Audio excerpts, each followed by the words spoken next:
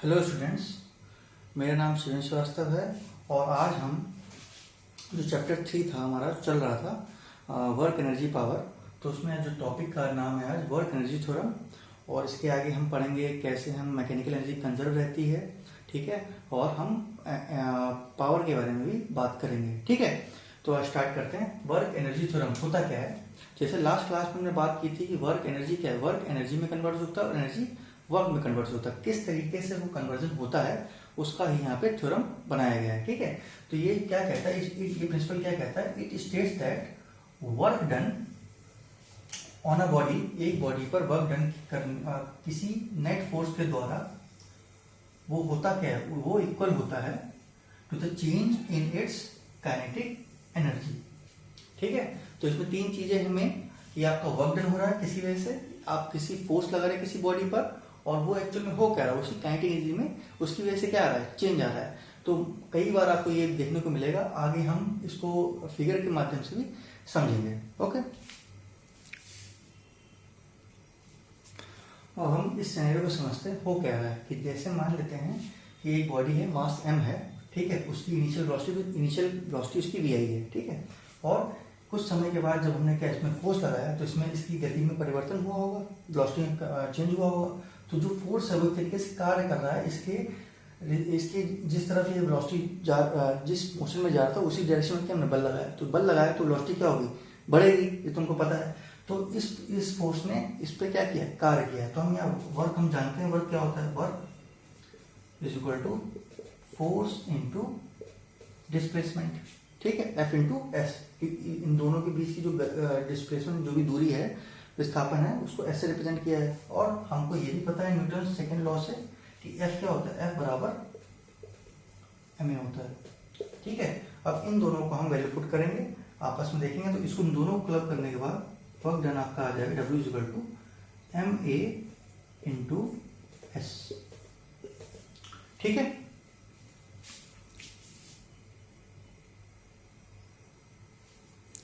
ठीक है, यहां तक हमने बात कर ली थी कि v इनिशियल इसकी इनिशियल वेलोसिटी है, फोर्स लगाने के बाद इसकी फाइनल वेलोसिटी vf हो गई, और डिस्प्लेसमेंट इस कंडीशन में s हुआ है, ठीक है। और w equal to ma into S आ गया। अब यहाँ पे इक्वेशन ऑफ मोशन हमने पढ़ रखा है, ठीक है। इक्वेशन ऑफ मोशन क्या कहता है कि अगर हमको यहाँ पे इन टर्म्स ऑफ वेलोसिटी की बात करें, वेलोसिटी आनी चाहिए, तो हम यहाँ पे क्या कर लिख पाएंगे, ये जो तीसरी इक्वेशन है इक्वेशन ऑफ मोशन की, v final square v initial square plus 2as, ठीक है। यहाँ पे क्या है, v final velocity, v initial velocity, 2 times a acceleration into displacement.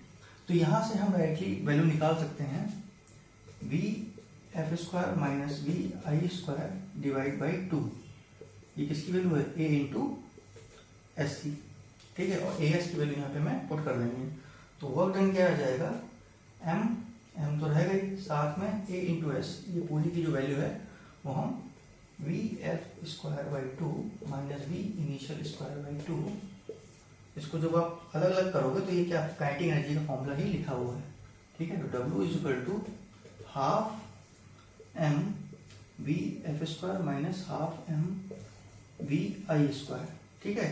तो ये kinetic energy final minus kinetic energy initial ही लिखा है, ओके।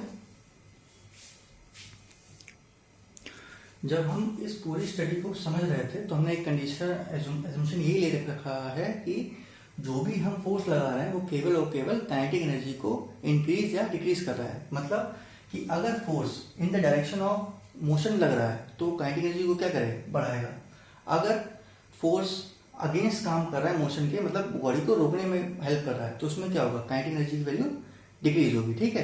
तो आप ये भी कह सकते हैं कि अगर किसी बॉडी में आपका काइनेटिक एनर्जी बढ़ रही है, इसका मतलब वर्क डन क्या है, पॉजिटिव है, क्यों, in the direction of motion he force लग रहा है। अगर किसी बॉडी में किसी मोशन करते हुए विपरीत दिशा में अगर हमने फोर्स लगा रखा है तो उस केस में जो वर्क डन क्या होगा, निगेटिव होगा, ठीक है।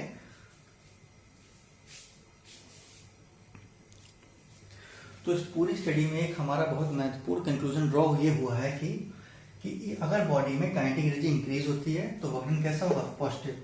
अगर बॉडी में काइनेटिक एनर्जी डिक्रीज होती है तो वर्क डन कैसा होगा, नेगेटिव। ये आप देख भी सकते हैं, पॉजिटिव वर्क नेगेटिव वर्क पहले ही बात कर चुके थे, तो यहाँ समअप करने के लिए हमने इसको बताया है। अगर काइनेटिक एनर्जी में चेंज नहीं हो रहा है तो इसका मतलब वर्क डन क्या है, 0। ठीक है। अब जो हमको पढ़ना है conservation of mechanical energy for a freely falling bodies. ठीक है, कि हम कैसे कह पाएंगे कि मैकेनिकल एनर्जी हमेशा कंजर्वेटिव। हमें पता है मैकेनिकल एनर्जी होता क्या है, ये समीशन होता है काइनेटिक एनर्जी और पोटेंशियल एनर्जी का। ठीक है, तो हम एक केस ले लेते हैं कि एक मान लीजिए दीवार है हाइट एच की, उस पर एक बॉल रखी हुई है, कोई बॉडी है जिसका मास क्या है, m है। तो हम 3 पॉइंट कंसीडर करेंगे। इसको फ्रीली फॉलिंग है, इसका मतलब कोई फोर्स हमने लगाया नहीं है, अपने आप बॉडी क्या करती है, जब हम ऊपर से लेके जाते हैं और छोड़ देते हैं तो बॉडी क्या फ्रीली फॉल होती है, कोई हमने फोर्स वहां लगाया नहीं, केवल और केवल क्या काम कर रहा है, ग्रेविटी। ठीक है, तो पहले यहाँ पॉइंट ए, यहाँ पर इस केस में क्या है, इस केस में वेलोसिटी, इनिशियल वेलोसिटी क्या है आपकी, 0 है। क्यों, रेस्ट कंडीशन में। ठीक है, फिर जैसे ये गिरेगी तो point B h/2 reference height पे है, रेफरेंस लेवल हमारा क्या है, ये लेवल है। ठीक है, डाउन। और फिर पॉइंट सी, 3 पॉइंट पे, पॉइंट सी कहाँ पे, ग्राउंड के पास है। ठीक है, तो हमको जैसे ही पता है कि बॉल हम जैसे ही छोड़ेंगे तो ये पहले पॉइंट ए पे होगा, फिर पॉइंट बी पे, फिर पॉइंट सी पे आएगा। तो हम तीनों कंडीशन में हम मैकेनिकल एनर्जी हमें निकालनी है। Mechanical energy at point A is equal to mechanical energy at point B is equal to mechanical energy at point सी।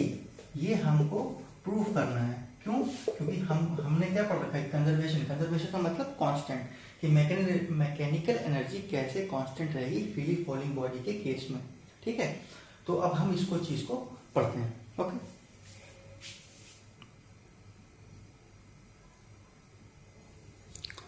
तो अब हमें mechanical energy at point A find करना है। तो इसमें 2 चीजें, kinetic energy at point A, तो kinetic energy at point A क्या हो जाएगी, हाफ एम वी इनिशियल का स्क्वायर। लेकिन यहाँ पे वेलोसिटी क्या है, इनिशियल कंडीशन में 0 है, तो काइनेटिक एनर्जी भी क्या हो जाएगी आपकी, 0। ठीक है, फिर पोटेंशियल एनर्जी एट ए क्या होगी, तो पोटेंशियल एनर्जी एट ए आपको दिखेगा, मास यहाँ रेस्ट कर रहा है, जी एच हाइट पे है, तो हमें पता है एम जी एच होता है। ठीक है, तो टोटल आपकी मैकेनिकल एनर्जी पॉइंट ए पे जो आ रही है वो केवल और केवल पोटेंशियल एनर्जी के कारण आ रही है, जो कि एम जी एच है। ठीक है, इसको फर्स्ट पॉइंट बना लीजिएगा, ए पॉइंट का हमने कंसिडरेशन कर लिया है। अब हम mechanical energy at point B पे निकालेंगे। तो काइनेटिक एनर्जी एट बी पे क्या है, पोटेंशियल एनर्जी बी पे क्या है। अब यहाँ पर आपको सबसे पहले पोटेंशियल एनर्जी की बात कर लेते हैं, potential energy at point B. और हमको ये पता है कि पोटेंशियल एनर्जी का जो फॉर्म होता है कि h/2 हाइट है यहाँ पर, तो केवल और केवल पोजीशन की वजह से होता है ये। तो यहाँ पे mgh/2, क्योंकि हाइट कितनी बची है, रेफरेंस लेवल से h/2, तो potential energy at point B पे mgh/2 आ जाएगा। ठीक है, अब हमारा लगा kinetic energy at point B कैसे निकालेंगे, तो हमको हाफ एम बी पॉइंट पे कितनी वेलोसिटी है, पहले हमको ये फाइंड करना पड़ेगा, वेलोसिटी एट पॉइंट बी। ठीक है, तो जैसे h/2 अगर ये हाइट है तो ये भी कितनी होगी, h/2। ठीक है, तो अब यहाँ पर हम करेंगे क्या, ए और बी पॉइंट के बीच में इक्वेशन ऑफ मोशन निकालेंगे, जिसकी वजह से हमें क्या निकालना है, वेलोसिटी एट पॉइंट बी, क्योंकि वेलोसिटी एट पॉइंट बी हमें नहीं पता है। ठीक है, तो इक्वेशन ऑफ मोशन की हेल्प से हम क्या लिखेंगे, इक्वेशन ऑफ मोशन, जो कि थर्ड इक्वेशन जिसका है उसके हिसाब से हम क्या लिख सकते हैं, B velocity at B square, initial condition में वेलोसिटी एट ए पॉइंट पर 0 थी, तो इसको V I is equal to square कर देते हैं, प्लस 2g। अब हाइट कितनी है, h/2, कितनी डिस्प्लेसमेंट का हुआ, h/2, यहाँ पे h/2 आप लिख देंगे। ठीक है, तो यहाँ पे V square is equal to 0, क्योंकि इनिशियल कंडीशन में क्या था, ए पॉइंट पे वेलोसिटी 0 थी, प्लस जी एच आ जाएगा। ठीक है, तो यहाँ से जो वेलोसिटी वी स्क्वायर की जो वैल्यू है वो कितनी आ रही है, जी इंटू एच। ठीक है, तो हमने जो लास्ट केस में वी स्क्वायर पढ़ा था उसकी वैल्यू आपकी हाफ एम, और वी स्क्वायर की जो वैल्यू थी वो जी एच आ रही थी। ठीक है, यहाँ पे जी एच रख देंगे, जी एच। तो यहाँ से आपका kinetic energy at point B जो आ रहा है वो mgh/2 आ रहा है। ठीक है, और इन दोनों को जब ऐड करोगे तो इसको देख लेते हैं क्या आता है। तो जब आप इसको ऐड करेंगे mgh/2 प्लस mgh/2, तो हाफ हाफ बन जाएगा, तो mgh आ रहा है। तो यहाँ पे आपको ये भी पता लगा, ए पॉइंट पे जो ना मैकेनिकल एनर्जी निकाली थी वो भी क्या आ रही थी, mgh आ रही थी, और यहाँ पर भी क्या आ रहा है, mgh आ रहा है। लेकिन बस फर्क इतना सा है कि जो पोटेंशियल एनर्जी वहां पे केवल और केवल क्या रिस्पॉन्स मिलता है, ए पॉइंट पे mgh, मतलब पूरा पूरा एनर्जी जो था वो पोटेंशियल एनर्जी के कारण था। अब क्या है, यहाँ पे आधा आधा हो गया है, आधा mgh बाई पोटेंशियल एनर्जी और आधा क्या हो गया काइनेटिक एनर्जी, लेकिन समेशन क्या है, बराबर ही है। ठीक है, तो केवल और केवल क्या चेंज हो रहा है, काइनेटिक एनर्जी पोटेंशियल एनर्जी आपस में चेंजेस हो रहे हैं, लेकिन बाकी कांस्टेंट है, आपका समेशन क्या है, कांस्टेंट। अब हमने बात करनी है पॉइंट सी की। पॉइंट सी रेफरेंस लेवल पे आ गया है, तो हाइट कुछ है नहीं, तो यहाँ पे potential energy at point C zero हो जाएगा। क्यों, क्योंकि हाइट है ही नहीं। ठीक है, अब हमें kinetic energy at point C निकालनी। काइनेटिक एनर्जी पॉइंट सी क्या होगा, half M velocity at C. C पे क्या, जब जस्ट स्ट्राइक करने से पहले उसकी वेलोसिटी क्या होगी वो हमको निकालनी है। तो यहाँ भी हम इक्वेशन ऑफ मोशन का एग्जाम्पल लेंगे, किस तरीके से ए और सी पॉइंट के बीच में। तो V C square is equal to V initial square plus 2g। अब हाइट कितनी है, पूरी h, यहाँ से ए और सी पॉइंट के बीच में कितनी हाइट है, h है। ठीक है, तो वी इनिशियल आपका जीरो हो जाएगा, इनिशियल कंडीशन में यहाँ पे रेस्ट पे था, जीरो प्लस 2gh। यहाँ से जो वेलोसिटी है वी सी स्क्वायर 2gh के बराबर आ रही है। ठीक है, इसको हम इसमें पुट कर देंगे। तो जब हमने काइनेटिक एनर्जी bc का स्क्वायर 2gh रखा, तो 2 से 2 कैंसिल हो जाएगा, तो kinetic energy at point C mgh के बराबर आ जाएगी। ठीक है, और जब साथ में आप लास्ट में mechanical energy at point C लिखेंगे, तो ये पोटेंशियल एनर्जी यहाँ पे क्या था, जीरो हो गया था, तो केवल और केवल काइनेटिक एनर्जी बचेगी। तो काइनेटिक एनर्जी mgh।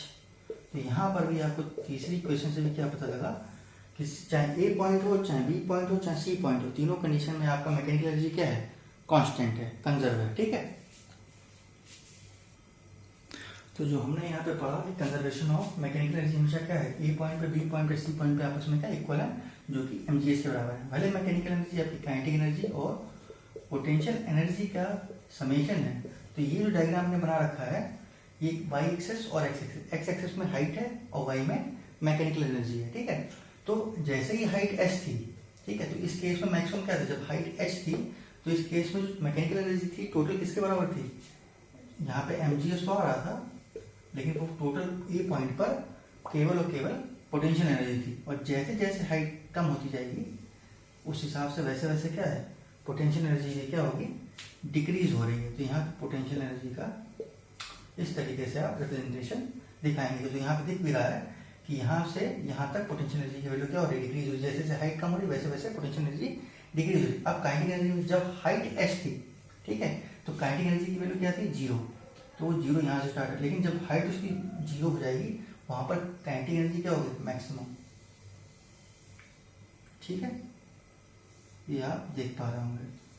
तो यहाँ पे काइनेटिक एनर्जी है और यहाँ पे पोटेंशियल एनर्जी है, और ये जो kinetic energy plus potential energy का समेशन है। तो ये कुछ इस तरीके से इनका वेरिएशन हो रहा है आपस में, कि जितना पोटेंशियल एनर्जी कम हो रहा है उतना ही काइनेटिक एनर्जी बढ़ रहा है। तभी हम क्या कह पाएंगे, दोनों का समेशन mgh के बराबर कांस्टेंट आ पा रहा है। ठीक है, ये वेरिएशन था इसका। अगर इस पूरे पॉइंट को, इस पूरे जो अब कॉन्सेप्ट है इसको कंक्लूड करना हो, तो हम ये बोल सकते हैं, एट टॉप जब बॉडी कितना स्टार्ट होने वाली होगी, उस कंडीशन में आपका पोटेंशियल एनर्जी क्या होगी, मैक्सिमम होगी, और जीरो काइनेटिक एनर्जी होगी। ये हमने डायग्राम में भी देखा था, जिसमें हमने वेरिएशन देखा था एच और टोटल एनर्जी या मैकेनिकल एनर्जी में। ठीक है, जैसे जैसे बॉडी गिरना स्टार्ट होगी, पोटेंशियल एनर्जी क्या होगी, डिक्रीज होगी, और काइनेटिक एनर्जी क्या होगी, इंक्रीज होगी। ठीक है, और फिर every point the sum of kinetic energy and potential energy remains constant. कोई भी पॉइंट उठा लें इस और पूरे के पूरे पाथ में, रास्ते में, तो आपको हमेशा क्या मिलेगा, काइनेटिक एनर्जी का सम और पोटेंशियल एनर्जी का सम हमेशा कांस्टेंट ही मिलेगा, जो कि हम यहाँ बात कर भी चुके हैं, mgh के बराबर होता है। ठीक है, तो हम बात कर लेते हैं पावर क्या होती है। ठीक है, तो पावर क्या होता है, it is the rate of doing work. कार्य करने की क्षमता ही क्या है, दर, सॉरी, कार्य करने की जो दर है वही आपकी क्या है, पावर है। ठीक है, तो पावर को डिफाइन किया जाता है, power is equal to work divide by time. ठीक है, वर्क और टाइम का रेशियो में इसका रिलेशन होता है। ठीक है, तो इसकी जो साइन होती है जूल पर सेकंड और वाट भी कहते हैं।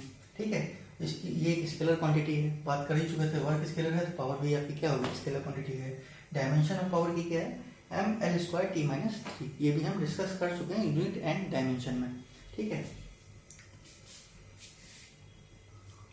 पावर को कई बार आपको इस तरीके से भी लिखा होता है, पावर क्या होता है, वर्क डिवाइड बाई टाइम। तो वर्क क्या है, force into displacement divide by time, ठीक है। तो एफ को हमने अलग कर लिया, S by T. S by T होता है क्या, वेलोसिटी होती है। तो कई बार जो पावर होती है फोर्स इंटू वेलोसिटी के टर्म्स में भी मेंशन किया जाता है, ठीक है। तो आप ये भी फॉर्मूला हो सकता है और ये भी आपका फॉर्मूला तो है। इसमें कई बार आपको यूनिट्स में ही पूछा था, 1 वॉट होता है क्या है। तो 1 वॉट क्या है, ये 1 joule of work done in 1 second. तो कोई मशीन है जिसने 1 जूल कार्य 1 सेकंड में किया होता है, उसी को क्या कहते हैं, 1 वॉट कहते हैं। या फिर आप इलेक्ट्रिसिटी आपके घर में आती है, बल्ब वगैरह आते हैं 9 वाट के, 8 वाट के। तो 9 वाट का मतलब क्या है कि वो 9 जूल की एनर्जी एक या वर्क डन, क्योंकि यहाँ पे जो बल्ब है वो एनर्जी के फॉर्म में कंज्यूम कर रहा है। तो एनर्जी क्या है, एनर्जी वर्क डन, एक ही बात है कि एनर्जी वर्क में एनर्जी में कन्वर्ट होता है, ये हम देख ही चुके हैं। तो यहाँ पर क्या हो जाएगा, तो जो 9 वाट का बल्ब है वो 9 जूल एनर्जी 1 सेकंड में कंज्यूम करता है, ठीक है। तो आगे चल के आपको जैसे रेसिंग कार में हॉर्स पावर का इंजन आपके बारे में बात होती है, तो 1 हॉर्स पावर कितना होता है, 746 वाट के बराबर होता है। कई बार आपको 1 किलोवाट की यूनिट दे रखी है, तो 1 किलोवाट क्या होता है, 1000 वाट होता है। तो जो घर में आपकी जो इलेक्ट्रिसिटी आती है, जब बिल आप देखोगे तो उसमें लोड का एक पॉइंट ऐड होता है। तो वहाँ 1 किलोवाट का आपका लोड है या 2 किलोवाट का सेंक्शन लोड है, वो भी आपको इन्हीं के टर्म्स में बात की जाती है। इलेक्ट्रिसिटी बिल आप देखोगे घर का, तो आपको वहाँ पे एग्जैक्टली पता लगेगा कि 1 किलोवाट होता क्या है, ठीक है। इसके बारे में बात कर लेते हैं। कई बार आपसे 1 किलोवाट एच लिखा होता है, KWH, तो इसका मतलब होता है 1 किलोवाट आवर, ठीक है। ये पावर नहीं है, ये एक तरीके की एनर्जी है कि कितना एनर्जी आप कंज्यूम कर रहे हैं इन टर्म्स ऑफ इलेक्ट्रिसिटी, ठीक है। तो अगर इसको कन्वर्ट करना चाहो तो 1 किलोवाट आवर है क्या एक्चुअल में, तो 1 किलोवाट मतलब 1000 वाट मतलब जूल पर सेकेंड, ठीक है। आवर क्या है, 60 इंटू 60 करोगे तो यहाँ पे आपको एक आवर में 3600 सेकेंड्स होते हैं, ये तो पता ही है। उसको फिर सेकेंड से सेकेंड हमने हटा देंगे तो यहाँ पे क्या बचा, जूल। तो यहाँ पे जब सॉल्व करोगे 1000 10 की पावर 3.6 इंटू 10 की पावर 3, ठीक है, 36 हो जाएगा। और यहाँ पे आ जाएगा 3.6 इंटू 10 की पावर 6 जूल। इसका मतलब ये है कि 1 किलोवाट आवर में अगर आपने 1 किलोवाट 1 घंटे में अगर आप जलाते हो तो इतनी एनर्जी क्या हो रही है, कंज्यूम हो रही है, ठीक है। और कई बार आपको जो 1 किलोवाट आवर आपकी जो इलेक्ट्रिसिटी बिल होता है, तो 1 किलोवाट आवर को ही वो क्या बोलते हैं, 1 यूनिट से रिप्रेजेंट कर देते हैं। और वो 1 यूनिट को रिप्रेजेंट करने के बाद आपका बिल जनरेट करते हैं। 1 यूनिट का कितना खर्चा है, 7 रुपए 6 रुपए है, तो जिस हिसाब से भी कंक्लूड किया जाता है वो इस तरीके से आपका बिल जनरेट कर देते हैं, ओके।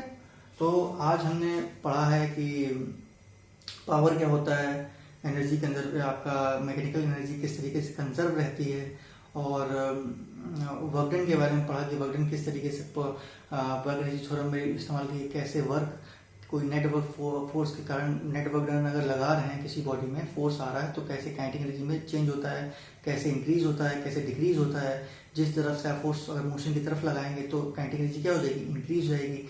अगर फोर्स आप मोशन के अगेंस्ट लगाएंगे तो काइनेटिक एनर्जी क्या हो जाएगी, डिक्रीज होगी। कुछ इस पॉइंट्स को आपको डिस्कस किया है। तो ये जो टोटल टॉपिक था आपका, एक न्यूमेरिकल को करने के बाद इसको कंक्लूड करते हैं, ओके। ये क्वेश्चन दे रखा है आपको, बोल रखा है एक फोर्स 200 न्यूटन का फोर्स लग रहा है, मूव्स बॉडी को मूव करता है, कितनी बॉडी वेलोसिटी चल रहा है 5 मीटर पर सेकेंड से in the direction of force. ये फोर्स की दिशा में ही आपने क्या लगा रखा है, मतलब डायरेक्शन मोशन की डायरेक्शन में ही क्या लगा रखा है, फोर्स लगा रखा है, ठीक है। तो इसमें पूछ रहा है पावर क्या होता है। तो फोर्स आपका 200 न्यूटन दे रखा है, वेलोसिटी 5 मीटर पर सेकेंड दे रखा है, आपसे पूछा जा रहा है पावर। तो पावर का फॉर्मूला पता है, अगर फोर्स वेलोसिटी की बात की तो फोर्स इंटू वेलोसिटी आपका फॉर्मूला बन जाता है पावर का 200 इंटू 5, ये जो बन गया 1000 जूल, ठीक है, जूल पर सेकेंड, सॉरी, क्योंकि पावर की बात हो रही है तो पावर यहाँ पे आ जाएगा 1000 वाट, जूल पर सेकेंड वाट भी कहते हैं। ये आपका आंसर हो गया, ओके। तो आज के लिए इतना ही, थैंक यू।